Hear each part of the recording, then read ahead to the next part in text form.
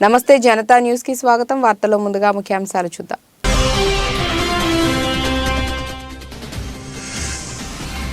Balochistan province లోని జైష్-ఉల్ అదిల్ ఉగ్ర సంస్థ స్థావరాలను ధ్వంసం చేసిన ఇరాన్. 2 చిన్నారులు మృతి చెందారని, మరో 3 బాలికలు తీవ్రంగా గాయపడ్డారన్న పాక్.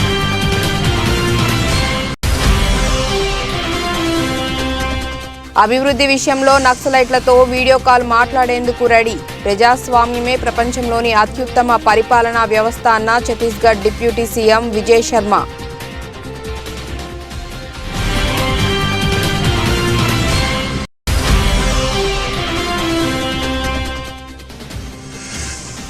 ఘనంగా మొదలైన ఆలంగనల్లూరు జల్లికట్టు ఉత్సవాలు. జల్లికట్టు ఉత్సవాలను చూసేందుకు దేశ విదేశాల నుంచి భారీగా తరలివస్తున్న జనం.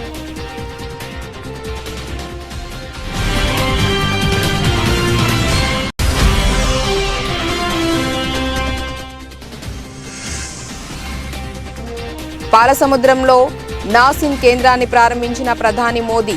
హాజరైన సీఎం జగన్.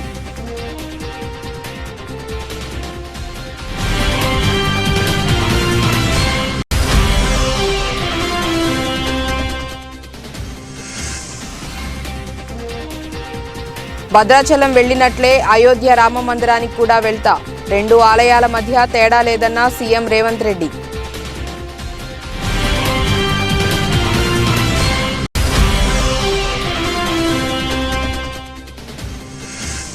బుధవారం భారీ నష్టాలతో ప్రారంభమైన దేశీయ స్టాక్ మార్కెట్ సూచీలు 199 పాయింట్లు తగ్గి 21,833 వద్ద కొనసాగుతోన్న నిఫ్టీ.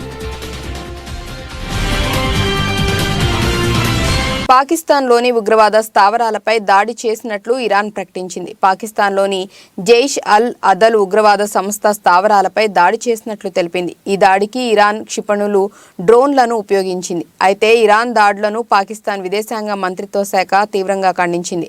దాడిలో 2 అమాయక పిల్లలు చనిపోయారని, మరో 3 బాలికలు గాయపడ్డారని వెల్లడించింది. ఇది పాకిస్తాన్ సార్వభౌమాధికారాన్ని ఉల్లంఘించటమేనని, ఈ దాడి తీవ్ర పరిణామాలకు దారితీస్తుందని హెచ్చరించింది. గాజాలో ఇజ్రాయిల్, హమాస్ మిలిటెంట్లకు మధ్య జరుగుతున్న యుద్ధం మరింత విస్తరించే అవకాశం ఉన్న క్రమంలో ఈ దాడులు చోటు చేసుకున్నాయి. మరోవైపు సోమవారం ఇరాకీ నగరం ఇర్బిల్లోని యుఎస్ కాన్సులర్ కాంపౌండ్కు సమీపంలో ఉన్న ఇజ్రాయెల్ గూఢచారి ప్రధాన కార్యాలయం తీవ్రవాద ఇస్లామిక్ స్టేట్ గ్రూప్తో సంబంధం ఉన్న లక్ష్యాలపై కూడా ఇరాన్ క్షిపణులను ప్రయోగించింది. ఇరాన్ దాడికి ఇరాక్ కూడా ఖండించింది. ఇరాక్ సార్వభౌమాధికారానికి ఈ దాడి భంగకరమని, దాడిలో అనేక మంది అమాయక పౌరులు మరణించారని తెలిపింది. అభివృద్ధి విషయంలో నక్సలైట్లతో వీడియో కాల్ మాట్లాడేందుకు తాను సిద్ధంగా ఉన్నట్లు ఛత్తీస్గఢ్ డిప్యూటీ సీఎం విజయ్ శర్మ తెలిపారు. ప్రజాస్వామ్యమే ప్రపంచంలోని అత్యుత్తమ పరిపాలనా వ్యవస్థ అని ఆయన అన్నారు. రాయ్పూర్లో మీడియాతో మాట్లాడుతూ నక్సల్స్తో వీడియో కాల్ మాట్లాడేందుకు సిద్ధంగా ఉన్నామని, వాళ్లు ప్రభుత్వం ముందుకు రాలేని పక్షంలో తాను వీడియో కాల్ చేసేందుకు రెడీగా ఉన్నట్లు చెప్పారు.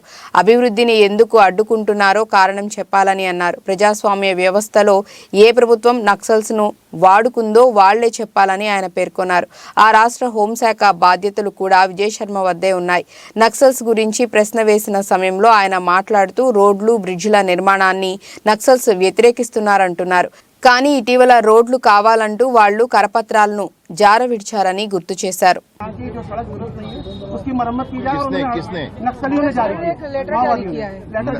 नक्सलियों को तो और पत्र जारी करने चाहिए, उनको ये भी जारी करना चाहिए कि भैया गांव-गांव में स्कूल खुलने दें. जंगलों के अंदर जो लोग रहते हैं उन नौजवानों से नारायणपुर जाकर के उस दिन मैं मिला हूं अबूझबाड़ के लोगों से. वह भी चाहते हैं कि हम बंबई में हीरो बनकर आए. वह भी ये चाहते हैं कि हमको हमारे गांव की उन्नति हो. क्यों रोक कर बैठे हैं सारी बातों को? यही तो हम जानना चाहते हैं. क्यों रोक कर बैठे? सारा विकास अवरुद्ध हो जाता है. वो पूरी जनता बंधक के नाते है. ऐसे नहीं होना चाहिए. तो बातचीत करेंगे आप? बातचीत करेंगे क्या? मैंने कहा वीडियो कॉल पर भी मैं बात करने को तैयार हूं. मैंने ये कहा भाई सामने नहीं आ सकते हैं तो वीडियो कॉल पर मैं तैयार हूं. मसला ये है, कारण तो बताएं. मैं नहीं, आप बात कर लीजिए. मैं आपसे कहता हूं आप बात कर लीजिए. पूछिए तो कारण क्या है विकास को अवरुद्ध करने का? कौन सी ऐसी सरकार है जो शोषित करती है लोगों को? बताएं कोई. लोकतंत्र है भाई, लोकतंत्र है.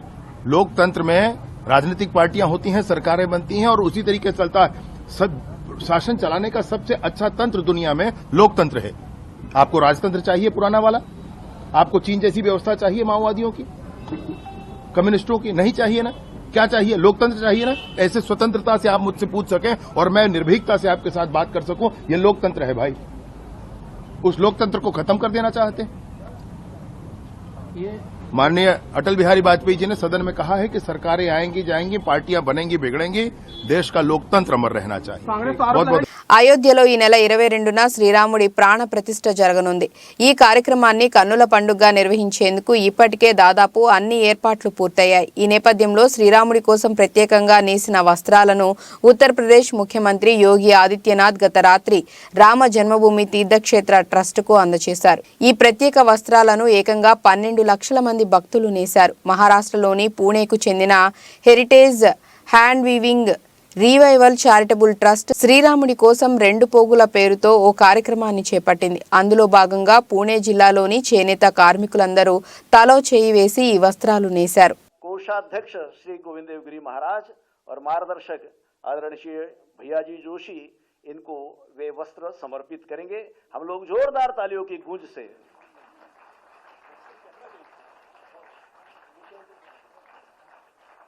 आदरणीय मुख्यमंत्री महोदय के कर कमलों द्वारा यह वस्त्र राम जन्मभूमि न्यास के कोषाध्यक्ष और मार्गदर्शक इनको समर्पित हो रहा है. आपके सम्मुख एक बार जोर से गगन गुंजाने वाली तालियां होनी चाहिए.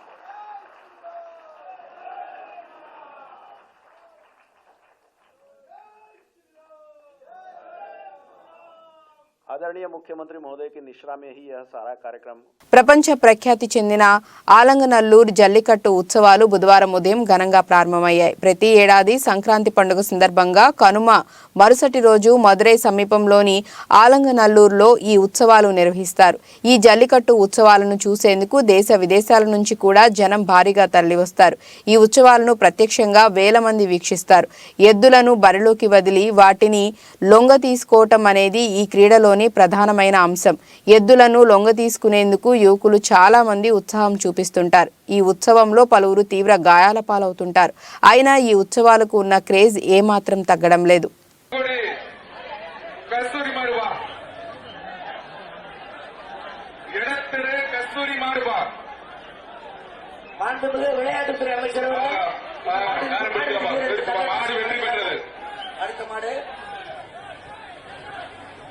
இந்த மாட்டிற்கான தங்க காசினை வழங்கிக்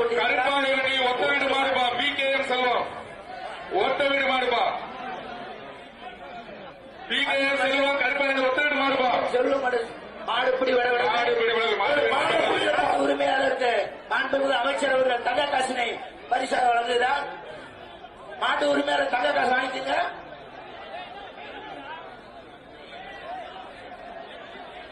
அடுத்ததாக தமிழ்நாடு ஜல்லிக்கட்டு பேரவை சேலம் மாவட்ட தலைவர் செல்லமுத்து வேறாடுபா.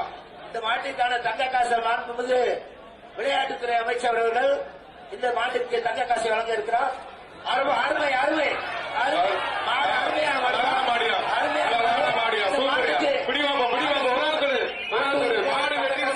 ప్రధాని నరేంద్ర మోదీ శ్రీ సత్యసాయి జిల్లాలో పర్యటించారు. జిల్లాలోని పాలసముద్రంలో స్థాపించిన national academy of customs, indirect taxes and narcotics ను ప్రారంభించారు. రిమోట్ బటన్ నొక్కి నాసిన్ ను జాతికి అంకితం చేశారు. ఈ ప్రారంభోత్సవ కార్యక్రమంలో కేంద్ర ఆర్థిక మంత్రి Nirmala Sitharaman, AP governor Abdul Nazeer, CM Jagan కూడా పాల్గొన్నారు. ఈ సందర్భంగా ప్రధాని మోదీ ప్రసంగిస్తూ చారిత్రక ప్రదేశంలో నాసిన్ ను ఏర్పాటు చేయటం హర్షణీయమని పేర్కొన్నారు. ఒక గొప్ప సంస్థను ప్రారంభించటం పట్ల ఆనందంగా ఉందని తెలిపారు. గతంలో పన్నుల విధానం గందరగోళంగా ఉండేదని, జీఎస్టీ తీసుకొచ్చి పన్నుల విధానాన్ని సరళీకృతం చేశామని అన్నారు. ప్రజలు చెల్లించే పన్నులు తిరిగి ప్రజల సంక్షేమానికే వినియోగించాలని ఇదే రామరాజ్య సందేశమని మోదీ పేర్కొన్నారు. రామరాజ్య భావన నిజమైన భావన అని మహాత్మా గాంధీ చెప్పారని వెల్లడించారు. కాగా అయోధ్యలో శ్రీరామ విగ్రహ ప్రాణ ప్రతిష్ఠ కోసం 11 రోజుల అనుష్ఠానం చేస్తున్నారని తెలిపారు.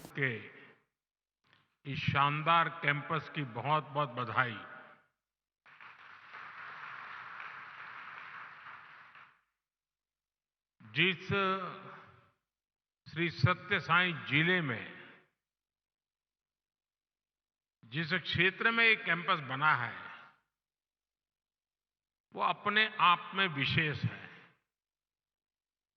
ये क्षेत्र अध्यात्म, राष्ट्र निर्माण और सुशासन से जुड़ी हमारी विरासत का प्रतिनिधित्व करता है। आप सब जानते हैं कि पुट्टपर्ती में श्री सत्य साईं बाबा की जन्मस्थली है। ये महान स्वतंत्रता सेनानी पद्मश्री श्री कल्लुल सुब्बाराव की भूमि है। प्रसिद्ध पपेट्री आर्टिस्ट दलाभाई चलापति राव को इस क्षेत्र में ने नई पहचान दी है। इस धरती से विजयनगर के गौरवशाली राजवंश के सुशासन की प्रेरणा मिलती है। ऐसी प्रेरणादायी जगह पर नैसीन का यह नया कैंपस बना है। मुझे विश्वास है ये Indian navy chief admiral R Harikumar బుధవారం మహారాష్ట్రలోని పూణేలోని లోనావాలాలో ఐఎన్ఎస్ శివాజీ వద్ద ట్రాన్స్ క్రిటికల్ CO2 ఎయిర్ కండిషనింగ్ ప్లాంట్ను ప్రారంభించారు. ప్లాంట్ ప్రారంభోత్సవంపై నేవీ చీఫ్ మాట్లాడుతూ ఈ transcritical CO2 air conditioning plant ప్రారంభోత్సవంలో ఈ రోజు ఇక్కడకు రావటం సంతోషంగా ఉందని అన్నారు. And they have worked along with Indian Institute of Science, Bangalore, and a host of industry partners to get this developed. Tata engineers and a whole lot of them who are here. You can interact with them after this. This is a major step towards meeting government's commitment to reduce global warming and the emission of gases which are harmful to the environment.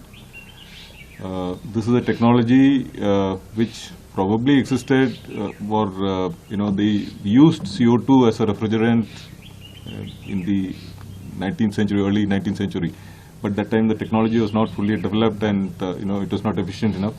And that's why we subsequently shifted to different types, so the CFC, HCFC, HFC, and now we have this team has pioneered the use of. తాను భద్రాచలం వెళ్లినట్లే అయోధ్య రామ మందిరానికి కూడా వెళ్తానని CM Revanth Reddy అన్నారు. రెండు ఆలయాల మధ్య తేడా లేదని అన్నారు.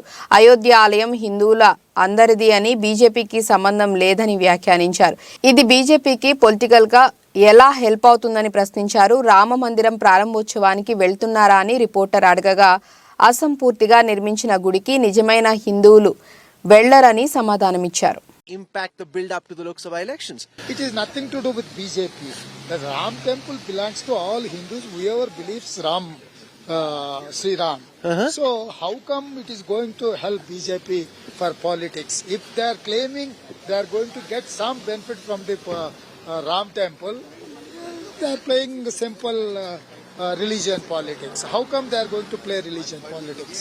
Do you think it would have been a good idea for Congress leaders also to go to the Ram temple inauguration? Whoever believes, whoever want to visit, this is not first day or this is not the last day. So years together we have been there. Future also we are going to there. No, on the issue of going for the inauguration of the Pan Pratishtha, do you think it would have been good if, would you have liked to go? Real Hindu believers are there. Incomplete temple cannot do all these such programs. Four Shankaracharyas refused to go Ayodhya. So there are different arguments are there. Whoever believes this thing, they can go. You want to go someday? Yeah, definitely. Why not? I have a Bhadrachalam temple. One is the popular Sri Ram temple in Telangana, in my state only. Always I used to visit that temple. So I don't find any difference between Ayodhya and Bhadrachalam Ram Mandir. Bollapalli మండలం గండిగనమల తండా గ్రామంలో జరుగుతున్న పెద్దమ్మ తల్లి జాతర మంగళవారం నిర్వహించారు. ఈ కార్యక్రమంలో ఉమ్మడి గుంటూరు జిల్లా జనసేన కార్యదర్శి నిశంకరావు శ్రీనివాసరావు పాల్గొన్నారు. ఈ సందర్భంగా ఆయన మాట్లాడుతూ రాష్ట్రంలో ఎదుర్కొంటున్న సమస్యలను తరిమికొట్టే రోజులు దగ్గర పడ్డాయని ఆయన అన్నారు. జనసేన కార్యకర్తలు అందరూ కలిసికట్టుగా పనిచేయాలని ఆయన సందేశం ఇచ్చారు.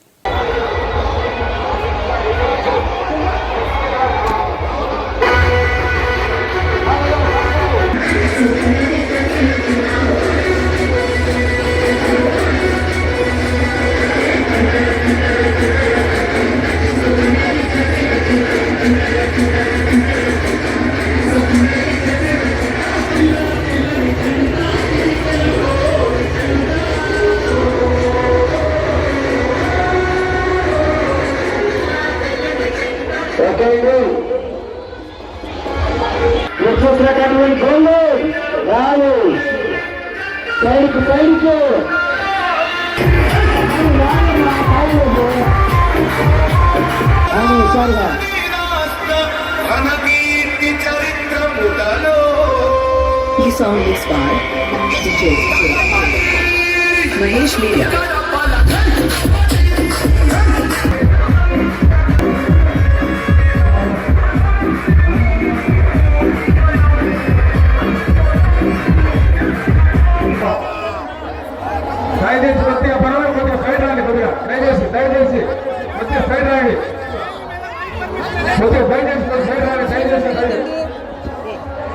తెలుగుదేశం పార్టీ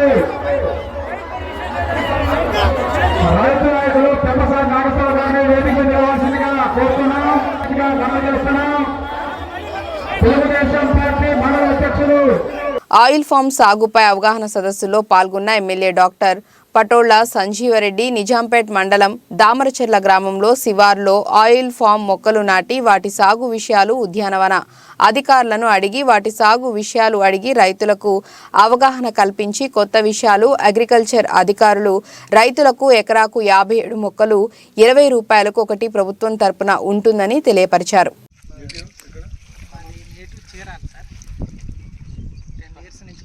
ముందు వేసే వాళ్ళకి ఇది కొత్త పంట అని అనుమానం ఉన్నా మీరు బయట అగ్రికల్చర్తో పాటు మా డిపార్ట్మెంట్తో పాటు మా కంపెనీ వాళ్ళు కూడా వచ్చి సాయిల్ శాంపుల్ తీసుకుంటాం, వాటర్ శాంపుల్ కూడా తీసుకొని టెస్టింగ్ చేశాక సూటబుల్ అవుద్ది. కాకపోతే రైతు సాటిస్ఫాక్షన్ కోసం ఖచ్చితంగా మేము చేసి రిజల్ట్ ఇస్తాం. ఒక 10 డేస్లో మా రిపోర్ట్ ఇస్తాం సార్.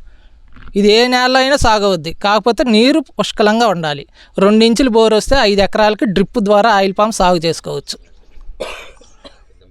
అది ప్రకాశం జిల్లా కొమరోలు మండల పరిధిలోని చింతలపల్లె పంచాయతీలో వివిధ గ్రామాలలోని నిరుపేదలకు దుప్పట్లు పంపిణీ కార్యక్రమాన్ని లఘు చారిటబుల్ ట్రస్ట్ అధ్యక్షుడు పందరుపోయిన ప్రసాద్ ఆధ్వర్యంలో కొత్తపల్లిలోని SBNRM పాఠశాలలో ఈ కార్యక్రమాన్ని నిర్వహించారు. ఈ సందర్భంగా పంచాయతీలోని నిరుపేదలకు చలి నుండి మంచు నుండి రక్షణ కోసం దుప్పట్లను పంపిణీ చేశారు. ఈ సందర్భంగా లఘు ట్రస్ట్ అధ్యక్షుడు పందరుబోయిన ప్రసాద్ మాట్లాడుతూ మా సంస్థ తరపున అనేక సేవా కార్యక్రమాలను ఎన్నో సంవత్సరాలుగా చేస్తున్నామని, ప్రస్తుతం చింతలపల్లె పంచాయతీలో చలికి మంచుకు దుప్పట్లు కూడా లేక తీవ్ర ఇబ్బందులు పడుతున్న 200 మందిని గుర్తించి వారికి నాణ్యమైన దుప్పట్లు అందజేశామని అన్నారు.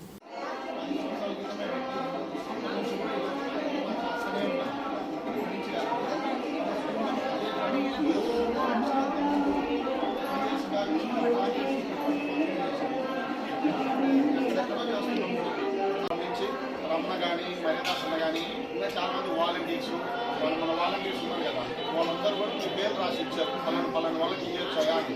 సరే అమ్మా వాళ్ళ లిస్ట్ అంతా పట్టుకురండి అని చెప్పి హనుమంతరాన్ని కల్పించిన ఫ్రెండ్ నాగోలు అనమాట. ఈయన కూడా 4 రోజుల నుంచి ఎవరైతే వాళ్ళందరూ కలెక్ట్ చేస్తూ ఉంటారు. సో ఇంకా అందరూ ఒక మంచి పని చేయడానికి ఇంతమంది సహకరిస్తారనేది నాకు నిజంగా చాలా హ్యాపీ ఇస్తుంది. ఇంతవరకు అయితే నేను హ్యాపీ. తర్వాత అయితే ముందు కూడా ఇంకా ఏమైనా కార్యక్రమాలు అయితే ఖచ్చితంగా చేయగలుగుతాము.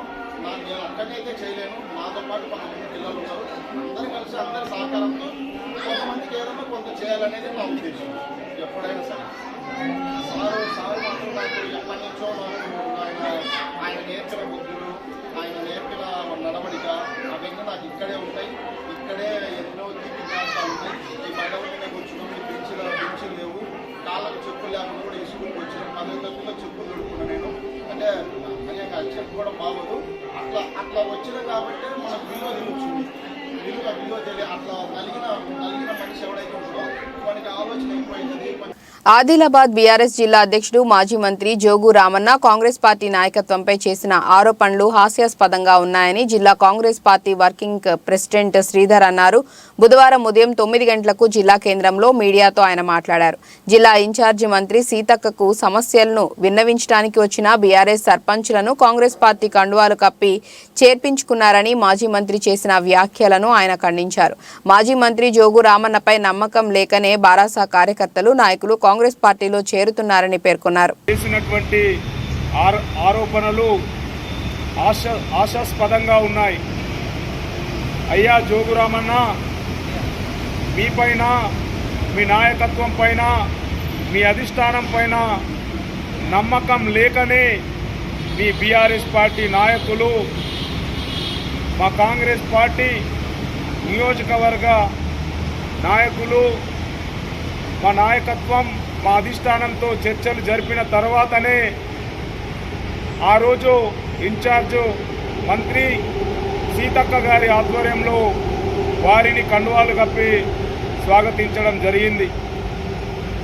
అయ్యా జోగురామన్న, ఈరోజు మీరు సమస్యలు చెప్పడానికి వెళ్తే వారికి కాంగ్రెస్ పార్టీ కండువాలు కప్పారని చెప్పేసి మీరు మాట్లాడడం విడ్డూరంగా ఉంది, హాస్యాస్పదంగా ఉంది. అయ్యా జోగురామన్న, మరి వారు సమస్యలు చెప్పడానికి వస్తే కండువాలు కప్పినామని చెప్పేసి అంటున్నావు కదా, వారేమైనా సంక్రాంతికి వచ్చే గంగిరెద్దుల? మరి వారికి మెడలు వంచి కండువాలు వేస్తే కూడా మరి నోట్లో వేలు పెట్టి కొరకని పరిస్థితిలో మీ కార్యకర్తలు ఉన్నారా అని చెప్పేసి నేను ఈరోజు మాట్లాడుతా ఉన్నా.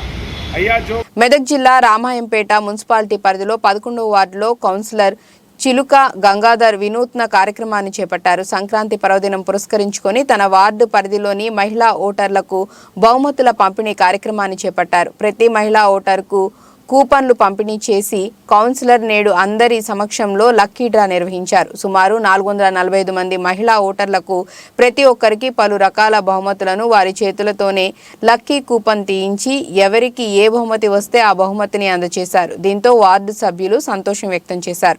ఈ కార్యక్రమంలో మహిళా వార్డు అభివృద్ధి కమిటీ సభ్యులు శ్రవంతి, వల్లకాటి సౌందర్య, కర్రే నవీన, చిలుక స్వామి, శోభారాణి, ప్రణీత, అలేఖ్య, జ్యోతి, చింతల సాయిలు, చింటూ, శీలం వెంకటరెడ్డి, చిలుక యాదగిరి, చిలుక వెంకటేశం, అల్లాడి వెంకటి, మెట్టు గంగారం తదితరులు పాల్గొన్నారు.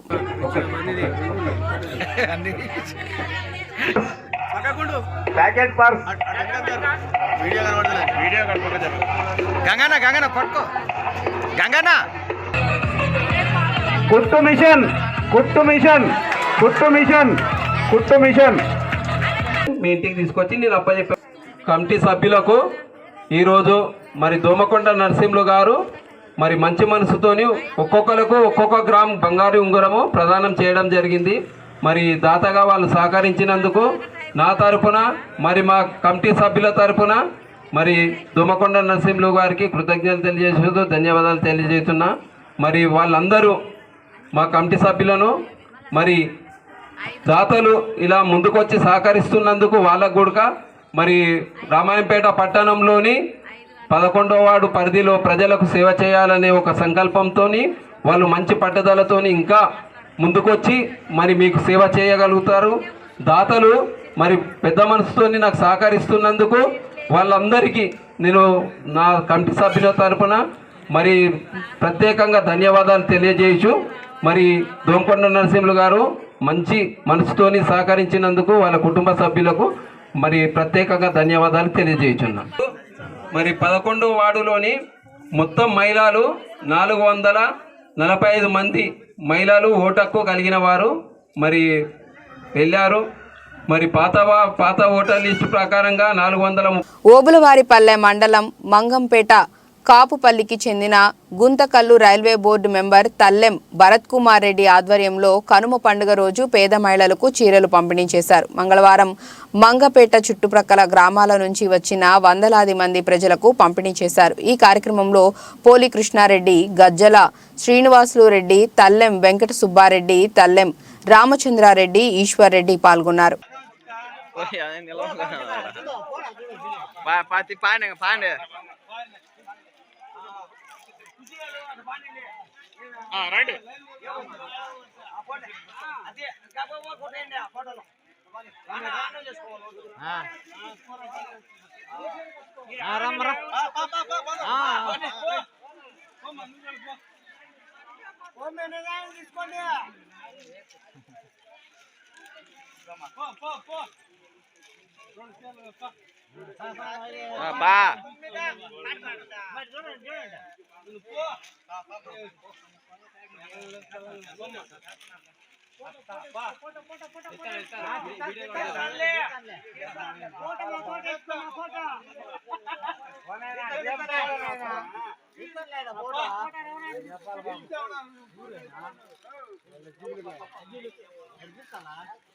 కారేపల్లి మండల పరిధిలోని గాదపాడు గ్రామంలో సంక్రాంతి పండుగను పురస్కరించుకొని నిర్వహించిన ముగ్గుల పోటీలలో గెలుపొందిన విజేతలకు వైరా ఎమ్మెల్యే రామదాసు నాయక్ మంగళవారం రాత్రి బహుమతులు అందజేశారు. ఈ సందర్భంగా ఆయన మాట్లాడుతూ కాంగ్రెస్ ప్రభుత్వంలో ప్రజలకు అనేక సంక్షేమ కార్యక్రమాలను ప్రవేశపెట్టి అందజేస్తామని అన్నారు. ఇందిరమ్మ రాజ్యాన్ని స్థాపిస్తామని ఆయన ఈ సందర్భంగా అన్నారు. ఈ కార్యక్రమంలో కాంగ్రెస్ పార్టీ నాయకులు పాల్గొన్నారు. తప్పకుండా మీరు దరఖాస్తులు చేసుకున్నారు. 7 లక్షల కోట్ల అప్పులో ఈ రాష్ట్రం ఉన్నది. మనం తెలంగాణ రాష్ట్రం వచ్చినప్పుడు సోనియా గాంధీ గారు 17,500 రూపాయల మిగులు బడ్జెట్ నుంచి తెలంగాణ ఇచ్చింది. అంటే కొన్ని విషయాలు మీకు తెలవాలి. ఈ రోజు 7 లక్షల కోట్లతో తెలంగాణ మా చేతికి వచ్చింది. అయినా మీకు ఇచ్చిన మాట ప్రకారం కోసం తల తాకట్టు పెట్టారా ఈ రాష్ట్ర ప్రభుత్వం మీకు ఇచ్చిన మాటకి పని చేస్తామని చెప్పేసి ఇంకోసారి మనం చేస్తూ ఇంత మంచి కార్యక్రమం ఇంత రాత్రి పూట ఇంత పెద్ద ఎత్తున చేసిన నాకు పక్కన డిప్యూటీ సీఎం భట్టి ప్రమార్ గారు బోనకల్లో మీటింగ్ జరుగుతున్నప్పటికీ కూడా మీ అందరూ చూసి మా కళ్ళు నిండినాయి. ఆ ప్రోగ్రాం కూడా పోలేకపోయినా మీ అందరిని చూసినందుకు కలిసినందుకు మీ అందరికీ నమస్కారం పెట్టినందుకు చాలా సంతోషంగా ఉన్నది. భవిష్యత్తులో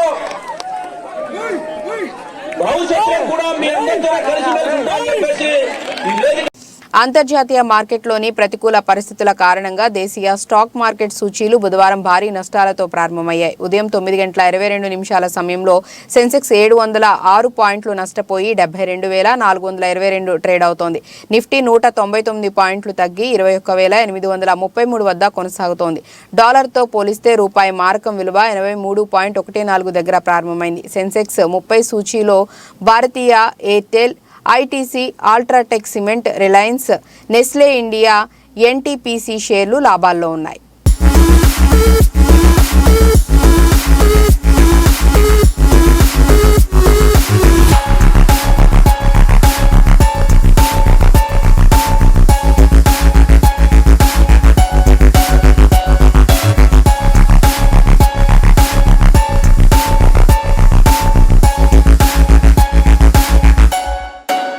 వార్తలు ముగించే ముందు ముఖ్యాంశాలు మరోసారి.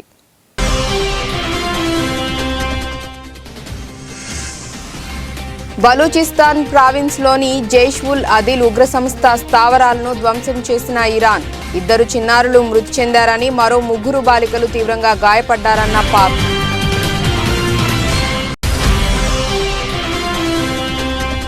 అభివృద్ధి విషయంలో నక్సలైట్లతో వీడియో కాల్ మాట్లాడేందుకు రెడీ. ప్రజాస్వామ్యమే ప్రపంచంలోని అత్యుత్తమ పరిపాలనా వ్యవస్థ అన్న Chhattisgarh deputy CM Vijay Sharma.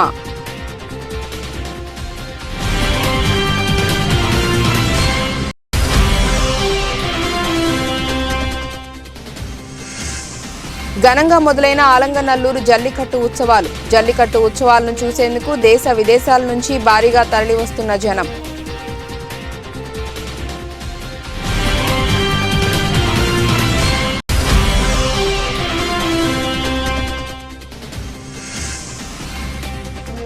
పాలసముద్రంలో NACIN కేంద్రాన్ని ప్రారంభించిన ప్రధాని మోదీ.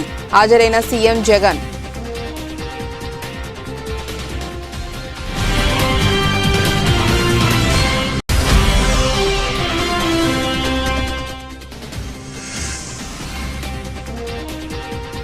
భద్రాచలం వెళ్లినట్లే అయోధ్య రామ మందిరానికి కూడా వెళ్తా. 2 ఆలయాల మధ్య తేడా లేదన్న సీఎం రేవంత్ రెడ్డి.